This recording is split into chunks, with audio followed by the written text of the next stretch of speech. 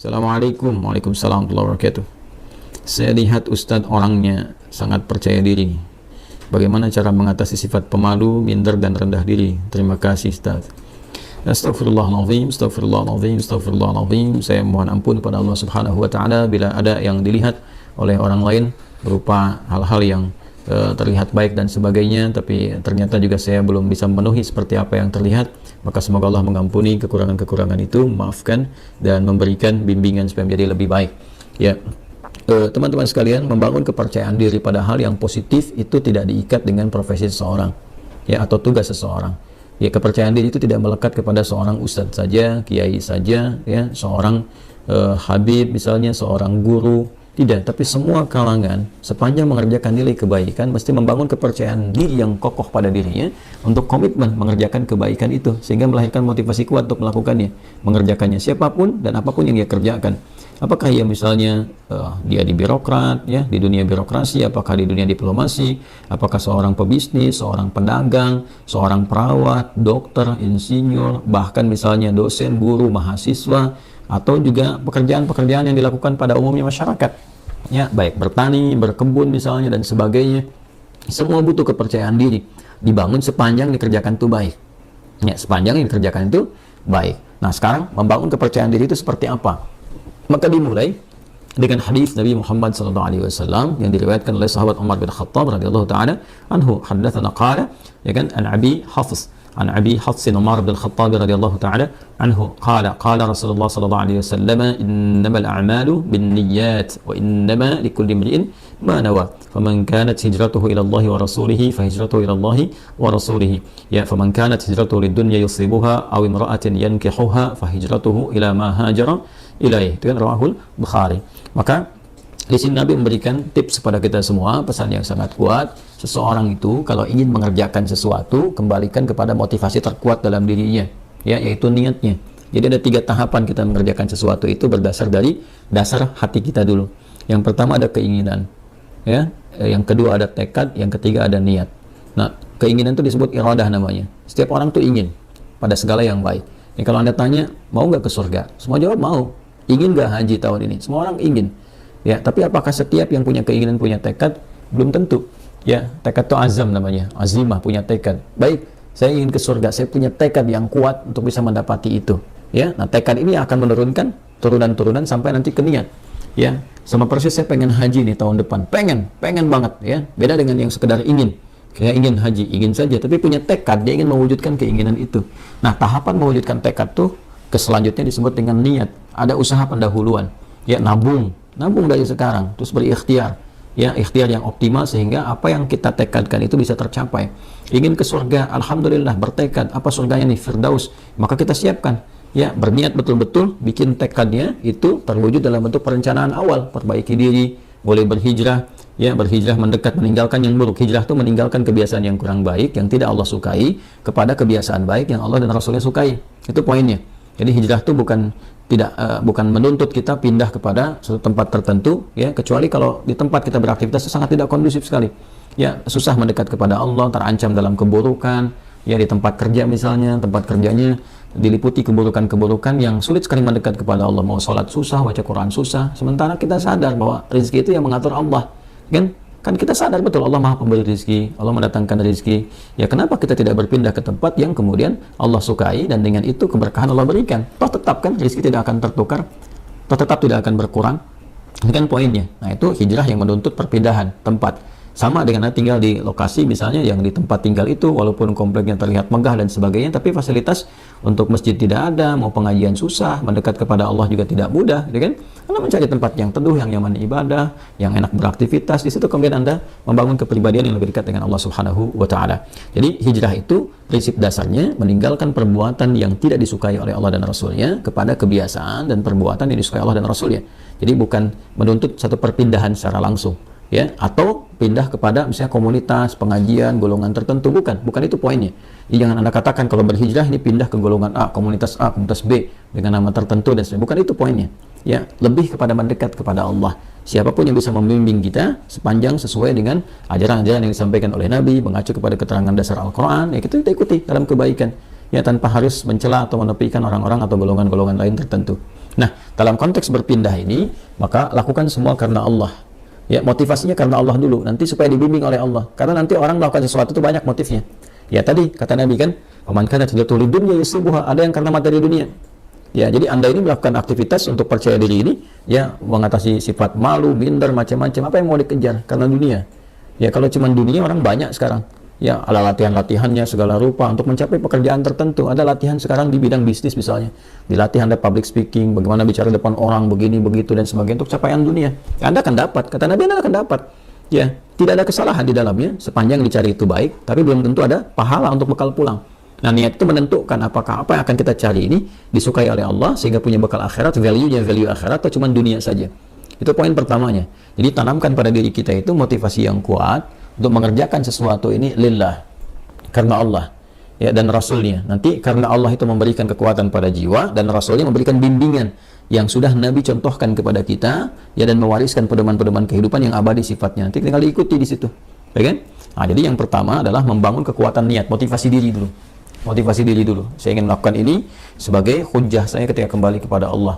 Ya, saya ingin melakukan ini ya supaya Allah ridha dengan saya. Nanti dari niat yang benar itu Allah berikan kekuatan pada diri kita.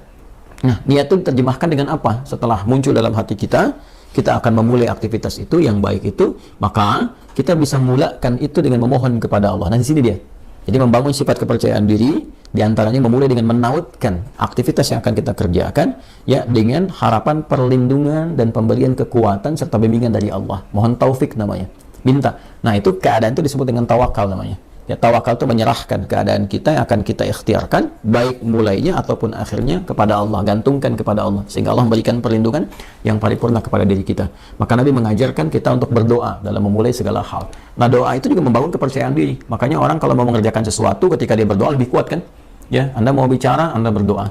Dan diajarkan kan di Quran, di surat Thaha itu, bagaimana seorang Musa alaihissalam dibantu sekretarisnya Nabi Harun alaihissalam, ya dua-duanya datang kepada Fir'aun untuk berdakwah, menyampaikan kebaikan, membangun kepercayaan dirinya bagaimana? Kan berdoa dulu, ya kan? Setelah dia berniat baik, menjadikan semua urusan karena Allah, dibimbing oleh Allah tuh. Ya, bimbingannya indah sekali. Ya, dibimbing oleh Allah, nanti kalau datang katakan yang baik-baik, katakan yang lembut supaya dia sadar. Ya, di Quran surat Thaha itu kan, ayat 43 sampai 44, faqula lahu qawlan layyina la'allahu yatadzakkaru aw yakhsha. Katakan yang lembut, ya kan? Katakan yang halus, tutur kata yang baik, yang elok dengan retorika yang benar, ya kan? Sampaikan aja. Nah, mudah-mudahan dengan itu nanti ya, ada kelembutan pada hati dia, sehingga dia merasa takut kepada Allah dan memperbaiki diri. Nanti Allah bimbing, berikan kekuatan. Makanya nanti ayat-ayat berikutnya itu memberikan kepercayaan diri yang kuat kepada Musa. Ketika tawakal itu ada, lalu dibimbing doanya, Rabbi shrahli sadri wa yassirli amri wahlul 'uqdatam bil lisani yafqahu qawli. Lalu kemudian Allah menegaskan, jangan takut Musa, ya aku akan membersamai kamu, ya kan? Nah, kamu akan dibekali begini begitu dan sebagainya. Ini isyarat Quran yang sangat dalam. Tautkan aktivitas kita kepada Allah Subhanahu wa taala, lalu bacakan doa. Kalau di sini terkait dengan bagaimana supaya tampil bisa bicara dan sebagainya, doanya juga ada sendiri. Seperti tadi diajarkan di Quran, Rabbi shrahli sadri wa yassirli amri wahlul 'uqdatam min lisani yafqahu qawli. Nanti untuk belajar supaya pede nih. Ya, jangan sampai pesimis, waduh saingannya berat nih. Waduh, ini bisa nggak lulus ujian. Percaya diri, yang dituntut ikhtiar kok. Nanti Allah yang mengatur Anda masuk di kampus mana, di sekolah mana yang terbaik untuk masa depan kita. Kadang-kadang harapan kita ke A, tapi kata Allah jangan ke situ, kamu ke B aja, karena kamu nanti bakatnya akan dibutuhkan di bidang ini. Bisa terjadi. Ya, harapan masuk A, tiba-tiba masuk B, dan semua kampus bisa mendapatkan bagian-bagiannya gitu ya. Nah, maka di sini penting kita ikuti. Doa-doanya banyak ya. Rabbi zidni ilma warzuqni fahma, Allahumma faqihni fid din wa 'allimni ta'wil, sesuai dengan bidangnya masing-masing. Kalau belum tahu doanya, ucapkan apa? Ucapkan seperti Nabi bimbing dalam hadisnya. Ya, qala Rasulullah sallallahu alaihi wasallam, kullu amrin dhi balin la yubda'u fihi bi bismillahirrahmanirrahim fa huwa abtar. Maka mulai dengan bismillahirrahmanirrahim. Perbuatan baik itu niatkan, ya. Dalam diri kita kuatkan, ucapkan bismillahirrahmanirrahim. Anda mau kerjakan apa nih? Mau pidato? Bismillahirrahmanirrahim. Nah, ba itu nanti ada 14 makna. Di antara makna ba di situ nanti ada sebabiyah. Ya, dengan sebab aku akan mengerjakan ini, aku tautkan karena Allah. Ghayahnya, ghayah lillah, karena Allah Subhanahu wa ta'ala. Maka mohonkan kebaikan kepada Allah. Minta kebaikan. Bismillah, ya, Ar-Rahman, Ar-Rahim. Nanti sifat-sifat Rahman dan Rahim Allah akan disertakan kepada kita. Maksudnya apa? Diberikan bimbingannya kepada kita. Dioptimalkan, dinaungkan kepada kita. Dengan rahmat Allah, kita akan dimudahkan beraktivitas. Dengan rahmat Allah, dijaga dari kesalahan. Dengan rahmat Allah, diberikan kekuatan. Itu Bismillahirrahmanirrahim. Makanya Nabi pun ketika mulai menerima wahyu, diminta oleh Allah untuk pede, untuk percaya diri. Walaupun Nabi nggak pernah belajar, ya, nggak pernah beliau punya guru formal, nggak ada beliau pernah masuk madrasah, ya kan? Nggak pernah belajar, ummi sifatnya. Ya, sifatnya apa? Ummi. Maka apa yang terjadi? Yang terjadi ketika menerima wahyu kan, ya kata malaikat, Iqra, baca. Ma'ana biqari, saya betul-betul nggak bisa baca. Iqra, ma'ana biqari, saya betul-betul nggak bisa baca.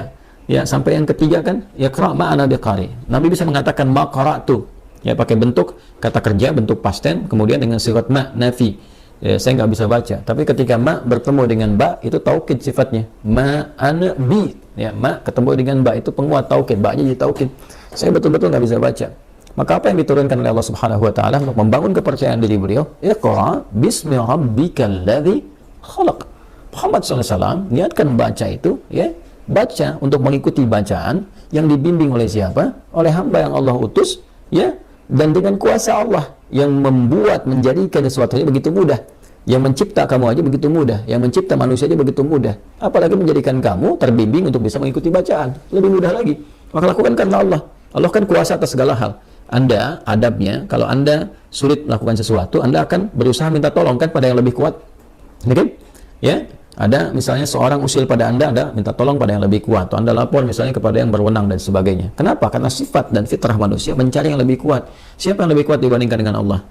Siapa yang memberikan kekuatan pada kita lebih dibandingkan apa yang Allah berikan kepada kita? Maka tautkan diri kita kepada Allah. Iqra bismi rabbikal ladzi khalaq. Nah, inilah kekuatan doa. Doa membangun kepercayaan diri.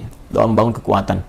Ya, nanti setelah itu yakinkan bahwa apa yang Allah berikan kepada kita itu sempurna dan bisa melakukan apapun. Ya, sepanjang nilai itu baik. Wa 'allama Adam al-asma'a kullaha. Allah mengajarkan kepada Adam semua jenis segala hal yang bisa digunakan dalam beraktivitas di bumi ini. Ya, karena Adam itu nabi, Adam itu rasul. Nabi bukan rasul, maaf. Adam itu nabi walaupun beliau bukan rasul. Ya, karena bedanya kalau nabi diberikan risalah terbatas untuk diri dan kerabat dekatnya, ya tidak untuk umat. Adam diutus, umat belum ada, baru ada diri dan kerabat dekatnya, itu istrinya sendiri, dan nanti anak keturunan awal dasarnya. Maka dipilih oleh Allah di Quran misalnya surah ke-3 Ali Imran ayat ke-33. Innallaha astafa Adam. Nanti baru ketika ada umat komunitas, nanti risalah diberikan membimbing umat menjadi rasul, yaitu Nuh alaihissalam.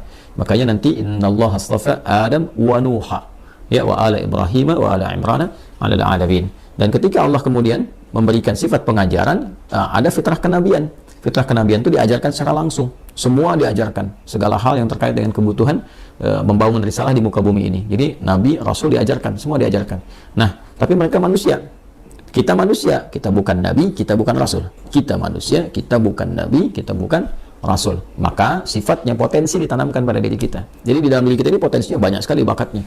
Ya, dan kita harus yakin, percaya diri, bakat apapun yang dibutuhkan untuk memberikan maslahat pada kehidupan kita di bumi ini bisa dicapai.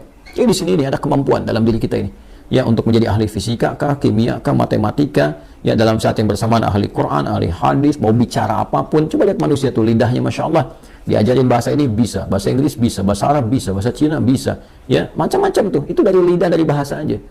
Coba lihat bagaimana Allah memberikan kemampuan pada kita dengan memori yang sangat luar biasa untuk bisa mengingat dan hafal benda-benda. Anda itu luar biasa. Coba kalau Anda mau kumpulkan benda-benda di lingkungan Anda aja, Anda bisa ingat tuh. Ya, benda-benda lingkungan kita bisa kita sebutkan 1, 2, 3. Berapa banyak memori kita, kapasitasnya. Artinya, kita ini makhluk yang sangat unik. Makhluk yang sangat istimewa. Laqad khalaqnal insana fi ahsani taqwim. Quran surah 95 ayat ke-4 itu. Allah bersumpah dengan 3 risalah. Risalahnya Nabi Isa alaihissalam, Nabi Musa alaihissalam, Nabi Muhammad SAW. Ya. Wattini wazzaitun, kan Nabi Isa alaihissalam, watturi sinin Nabi Musa alaihissalam, wa hadzal baladil amin, ya, Nabi Muhammad SAW. Laqad khalaqnal insana fi ahsani taqwim. Dan pakai lam dan qad, pakai taukid dan tahqiq untuk menunjukkan kesempurnaan secara fisik aja udah sempurna tuh penciptaan manusia. Fisiknya sempurna, akalnya sempurna, potensinya sempurna. Tinggal kita membangun kepercayaan diri bahwa dengan kesempurnaan ini kita bisa mencapai itu. Kita bisa.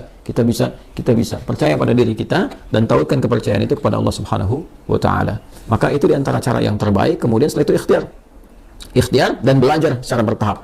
Ya, tarkabunna tabaqan an tabaq, step by step. Barangkali di sini nanti akan ditemukan beberapa kekurangan yang Allah tampakkan untuk diperbaiki. Jadi kalau salah wajar, namanya baru belajar. Ya, kalau sudah pintar, ya wajar kalau nggak salah lagi. Kan kita baru belajar nih. Belajar bicara ada salah, wajar. Ya, saya saja bisa salah. Ya, dan pasti salah karena manusia kan sifatnya. Tadi barusan kan salah. Ya, salah, ada slip of tongue misalnya, ketidaksengajaan, atau bahkan pikiran lebih cepat duluan, lisan baru bisa mengikuti, mungkin terjadi. Ya, atau memang betul-betul salah dan harus dikoreksi. Ya, tidak ada yang sempurna. Karena itu disebut dengan insan, kata Ibnu Abbas radhiyallahu taala anhuma, yang dikutip kemudian oleh Ibnu Mandzur dalam kitabnya Lisanul Arab, summiyal insanu insanan minan nisyan. Ya, disebutkan insan itu ya dari kata nisyan. Nisyan itu lupa. Ya, manusia itu akarnya insan seakar dengan nisyan, yaitu lupa. Li'annahu 'indama uhida ilaihi fanasiya.